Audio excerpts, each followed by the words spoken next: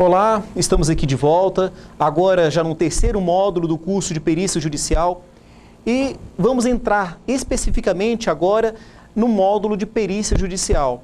Nós vimos a introdução, vocês conseguiram perceber por meio do outro módulo ministrado pelo outro professor quais são os conhecimentos técnicos para você conseguir avaliar qualquer tipo de imóvel. E agora, a parte técnica, nós vamos trabalhar com todas aquelas informações que vocês viram com o professor anterior e vamos tentar transformar isso em informação útil dentro do Poder Judiciário.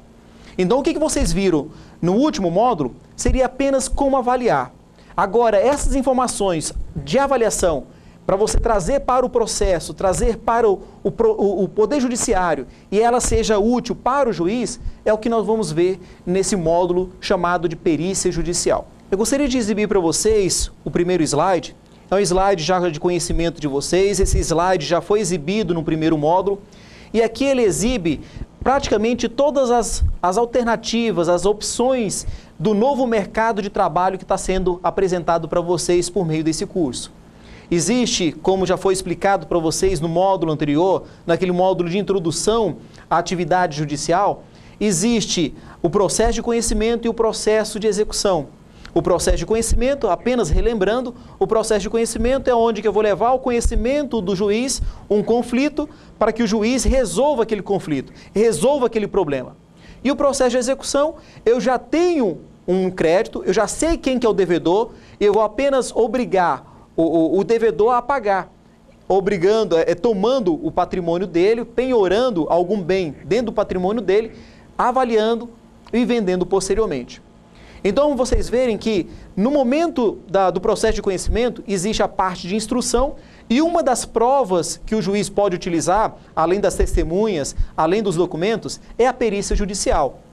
Então, existe a perícia judicial, que consequentemente ele traz o perito judicial, que é o profissional de confiança do juiz, como também o assistente técnico, que é o profissional que auxilia as partes, tanto o autor quanto o réu. No processo de execução, em regra, eu preciso penhorar e avaliar um bem para posterior expropriação. Para posteriormente eu conseguir vender esse bem. E para mim conseguir vender esse bem, eu preciso dessa avaliação. Consequentemente, eu preciso de um profissional para fazer essa avaliação. Voltando lá no processo de conhecimento, um exemplo que já foi trabalhado com vocês no primeiro módulo, que é a separação judicial. Para fazer uma separação, para o juiz definir exatamente qual que é a metade do patrimônio que vai ficar com o marido, qual que é a metade que vai ficar com a esposa, o juiz vai nomear um perito, certo? Um perito que pode ser corretor de imóveis, que pode ser engenheiro, que vai avaliar cada um desses imóveis. Uma vez avaliado cada um desses imóveis, vai dar condição para o juiz fazer a divisão de 50% para cada um dos cônjuges. Só que esse perito pode errar, ele pode se equivocar, ele pode avaliar esses imóveis de forma equivocada. E para propiciar aos advogados exercer o seu contraditório, exercer aquele princípio do contraditório, é possível que as partes, tanto o autor quanto o réu, contrate o seu assistente técnico. Então, a partir do momento, de forma paralela, que o perito é um profissional de confiança do juiz, ambos os assistentes técnicos, eles são de confiança de cada um dos advogados, de cada uma das partes. Vai ter um assistente técnico auxiliando o cônjuge, a esposa, e o outro assistente técnico auxiliando o marido, naquele exemplo da separação. Existe, dentro do processo de execução, a necessidade de eu avaliar um bem para depois eu conseguir vendê-lo. E essa avaliação, em regra, ela é feita pelo oficial de justiça. Mas como o oficial de justiça não tem habilidades precisas para fazer essa avaliação, geralmente o juiz substitui ele por um profissional mais adequado, principalmente quando envolve avaliação de imóveis rurais e imóveis comerciais.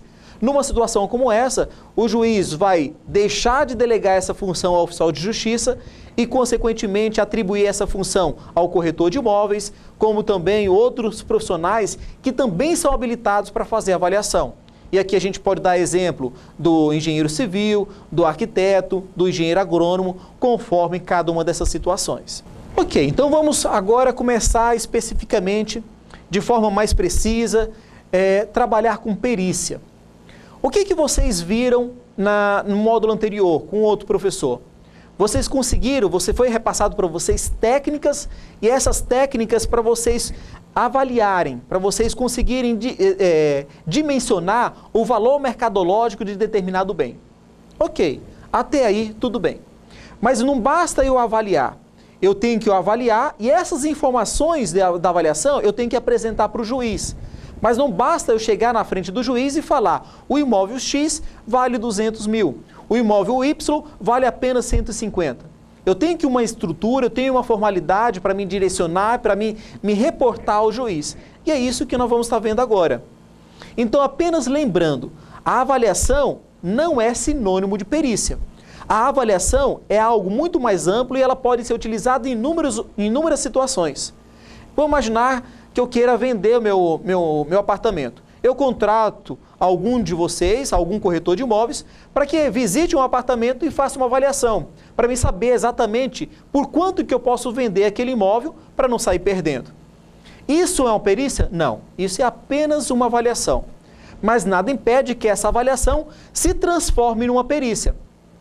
A avaliação, ela é considerada perícia quando ela está auxiliando o juiz a solucionar um problema dentro do processo de conhecimento. Então, o conceito específico de perícia, e agora vocês podem estar vendo nesse slide, que perito nada mais é do que aquele profissional que vai auxiliar o Poder Judiciário, que vai auxiliar o juiz a solucionar um problema de um conhecimento técnico que o juiz não conhece. Não apenas perícias na área de avaliação, mas existem perícias em inúmeras áreas. O juiz, será que ele tem conhecimento de medicina para saber exatamente num problema de erro médico, se houve exatamente o erro do médico, se houve o esquecimento de alguma gás, de alguma tesoura, de alguma ferramenta dentro do abdômen do paciente? Ele, mesmo que hoje tenha inúmeros exames de imagens, que em algumas situações ele olhando na imagem consegue perceber que existe alguma ferramenta dentro do abdômen de um paciente, mas ele consegue diagnosticar por que aconteceu aquilo, quem foi o culpado. Provavelmente ele vai precisar de auxílio de um profissional habilitado com conhecimento técnico da área médica. Isso acontece também na área de engenharia. Vamos imaginar que o juiz está com um problema a ser resolvido, um mutuário que entrou contra a construtora de um apartamento, que esse acabamento está totalmente rachado, está com várias trincas e corre o grande risco dele ser desabado, dele desabar. Quando esse imóvel corre esse risco de desabamento, o juiz pode ter inúmeras interpretações. Pode ter um problema de solo, pode ser um problema de mau uso do terreno. Então, ele vai ter que diagnosticar qual foi a causa daquelas rachaduras. Ele sozinho tem condições de perceber e resolver esse conflito, resolver esse problema? O juiz, numa situação como essa, que envolve conhecimento de engenharia, ele vai precisar do auxílio de um engenheiro próprio, de um engenheiro da área de engenharia. Diferentemente quando ele precisa de um profissional da área médica, diferentemente quando ele precisa também de um profissional da área de corretagem, que é justamente para avaliar algum imóvel. Então, perícia é toda aquela habilidade técnica que o juiz não tem. E ele precisa de um auxiliar, ele precisa de alguém que traga aquela informação para ele. Ele não tem como um profissional ele ter conhecimento de todas as áreas de conhecimento da sociedade. Ele não tem como saber ser um expert na área médica, na área de engenharia, na área de avaliação, inúmeras áreas, na área de informática, em situações complicadas como uma fraude bancária. Uma fraude bancária onde que tem que perceber se houve realmente fraude ou o próprio correntista que foi lá que sacou o dinheiro, que foi lá que fez a transferência. Ele vai precisar de um perito na área de informática, na área de segurança da área de informática. Então, o juiz precisa de auxiliares, e esses auxiliares, quando precisa de informação técnica, são denominados peritos. O juiz nomeia um determinado perito e ele vem para analisar um determinado caso, elabora um laudo e apresenta para o juiz. O perito, ele tem que, como vocês veem nesse slide, o perito tem que ter independência sobre todas as coisas. E o que quer dizer essa independência funcional? Essa independência que o perito tem que ter?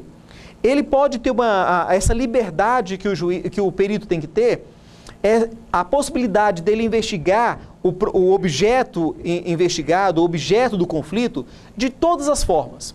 Você, como corretor de imóveis, que vai ser um perito de avaliação, para você avaliar o imóvel, você não precisa ir apenas em loco para fazer a avaliação. Você pode utilizar de inúmeras circunstâncias que podem chegar a você. Como, por exemplo, você pode estar conversando com o porteiro daquele apartamento, você pode estar conversando com o vizinho, subtraindo aí informações úteis que podem servir para fazer a avaliação daquele imóvel. Como também se socorrer as informações de documentos, de certidões, de circunstâncias que possam estar avaliando, comprometendo ou não aquela avaliação. Existem informações que você só vai obter diálogo, entrevistando testemunhas, entrevistando pessoas, vizinhos. Uma notícia, uma informação extremamente útil no caso de avaliação são as informações dos órgãos públicos, aonde que se cogita se vai estar sendo construído algum edifício próximo, algum viaduto, alguma obra como escola ou até mesmo um cemitério. Imagine se você está construindo, você está comprando um apartamento e do lado do apartamento tem um terreno da prefeitura e existe o projeto daquele terreno ser construído um cemitério. Você pode ver que o terreno está vazio, o cemitério ainda não está funcionando, mas existe apenas a possibilidade disso acontecer. Existe o projeto concreto tramitando lá dentro da prefeitura. Essa informação é uma informação que você não vai obter apenas visitando o local, e essa informação é extremamente útil. Você saber que existe um projeto de cemitério que está sendo construído ao lado, isso pode ser um elemento extremamente depreciativo daquele imóvel. Outras situações, como a construção de uma escola, ou a construção de um terminal rodoviário, ou de uma creche, de outros bens públicos, e isso, ao contrário senso, pode ser um elemento que vai acabar valorizando, alavancando o valor dessa avaliação. E isso tudo é dado a você, e você não precisa ficar preso apenas à visita em loco do imóvel. Você pode estar vasculhando qualquer tipo de informação e você é justamente livre para fazer isso. Você tem que trazer a informação útil para o juiz. O juiz confia em você como perito e ele quer informação concreta. E vocês mesmos, mais do que qualquer um, sabe que a avaliação mercadológica ela é extremamente versátil, ela é extremamente oscilante. E num determinado momento, um apartamento pode valer 300 mil, mas um simples boato de uma construção de um cemitério, por exemplo, ao lado desse apartamento, pode ser algo que possa desvalorizá-lo 20%, 30%, 10%. E o juiz quer efetivamente a realidade. E você tem que estar atento a todas essas circunstâncias para levar para o juiz. Algo diferente na avaliação. Quando você está fazendo uma avaliação apenas por avaliar, apenas para demonstrar uma informação, você pode fazer essas ponderações extraoficiais para o comprador, para quem te contratou. Agora, para o Poder Judiciário, o juiz está confiando em você uma informação verdadeira. E você tem que trazer exatamente o que aquele apartamento está valendo hoje. Qual o valor que você vai conseguir fazer a venda daquele imóvel. Se você apresentar um valor que esse valor esteja fora dos padrões mercadológicos e esse imóvel não tenha condições de ser vendido, aquela informação, aquela perícia praticamente não vai ter serventia nenhuma para o juiz. Ainda nesse slide, nós vimos que é interessante que você apresente uma boa qualificação. E não é apenas esse curso que vai te dar uma ótima qualificação para você exercer de forma absoluta o cargo, esse nobre cargo de perito perante o Poder Judiciário. É interessante que você fique atenado a outros cursos, a outras especializações, a outras informações que pode estar facilitando esse exercício. E até mesmo na hora de você se apresentar para o juiz, algo que vai ser levado em conta é o seu currículo, é a sua credibilidade. E com certeza a existência desse curso, a existência de outros cursos que possa somar o seu currículo, você tem que prestar essas informações para o juiz, que se por acaso existir, de um lado, um simples corretor de imóvel, e de um outro lado, um gestor imobiliário, especialista em avaliação, com formação acadêmica também na área jurídica, com certeza o peso desses dois currículos vai ser levado em conta. E provavelmente aquele currículo que tenha lá, que está registrado, que é um profissional com gestão imobiliária, formado em direito e que tem especialização em avaliação, provavelmente ele vai ser nomeado em detrimento daquele que é apenas um corretor de imóveis. Vocês mesmos, um corretor de imóveis tem condições de avaliar? Sim, ele tem condições de avaliar até mesmo sem esse curso. Só que para o Poder Judiciário é interessante que ele tenha algo a mais, ele consiga formalizar toda aquela avaliação. E isso se dá por meio das qualificações técnicas, por meio de cursos como este.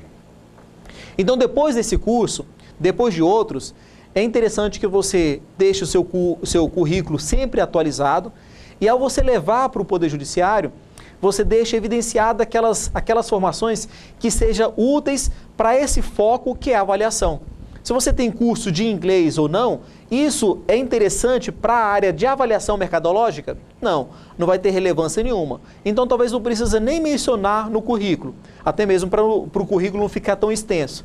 Mas aquelas informações que são úteis, que são imprescindíveis, que pode ser algo decisivo para o Poder Judiciário, concretizar a nomeação como perito, é interessante que você monte o seu currículo e apresente para o Poder Judiciário.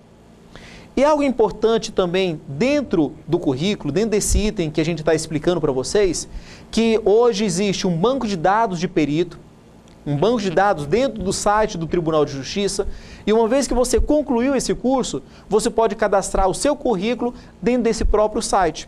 O seu currículo vai estar lá disponível para todos os juízes atuantes aqui no estado de Mato Grosso. E até mesmo em outros estados, caso eles venham e acessem o Tribunal de Justiça aqui de Mato Grosso. Então, essas são ferramentas para você conseguir chegar até o juiz e disponibilizar o seu currículo com todas as suas habilidades. E, embora vocês sejam peritos, especialistas na área de avaliação, existe peritos na área de avaliação e especialistas na área rural. E se por acaso vocês têm habilidades na área rural, principalmente na área rural, que ela é bem distinta da área urbana, é interessante também que vocês façam outros cursos e mencionem esses cursos no seu currículo.